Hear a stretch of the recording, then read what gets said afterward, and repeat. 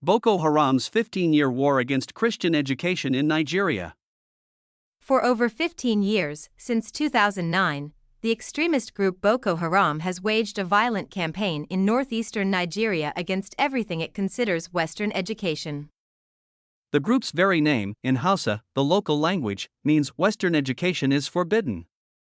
Therefore, they systematically attack schools, kill teachers, kidnap students, and force the mass closure of educational institutions. This strategy is not random. It aims to destroy especially Western-style and Christian education, which the group sees as a threat to its radical ideological vision. More than 1,400 schools have been destroyed, hundreds have been damaged or abandoned, and thousands of teachers and students have been killed or kidnapped. As a result, hundreds of thousands of children, many from Christian families, frequent targets of the group's attacks, grow up without regular school attendance. In camps for internally displaced persons in the states of Borno, Yobe, and Adamawa, it is estimated that around 69% of school-age children do not have access to classes. According to recent UNICEF data, Nigeria already has one of the largest populations of out-of-school children in the world, and this violence further exacerbates the problem. Girls suffer even more intensely. Parents and communities frequently withdraw them from school for fear of kidnapping and sexual violence, deepening gender inequality for generations. Personal stories illustrate this tragedy. Yohana Emmanuel, a 13-year-old Christian boy from Gwoza County, near the border with Cameroon, lost his father in a Boko Haram attack. Later, his mother died during a forced displacement. He lives in a camp for internally displaced persons and has only managed to study for 1 year in his entire life. When I think about other children going to school, I get very sad. I want to learn, laments the boy. Your tutor explains that, after the father's death, the family's priority became simply survival and securing their livelihood, relegating education to a secondary position.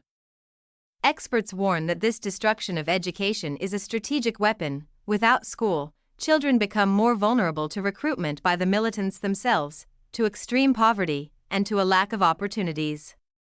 Many young people end up joining the group out of economic desperation, coercion, or promises of sustenance. Thus, Boko Haram not only destroys the present but also compromises the future of the region, creating a generation without formal education, more susceptible to instability and extremism. On the part of the authorities, military operations have made some recent progress, such as the arrest of important logistical suppliers to the group, weakening its structure.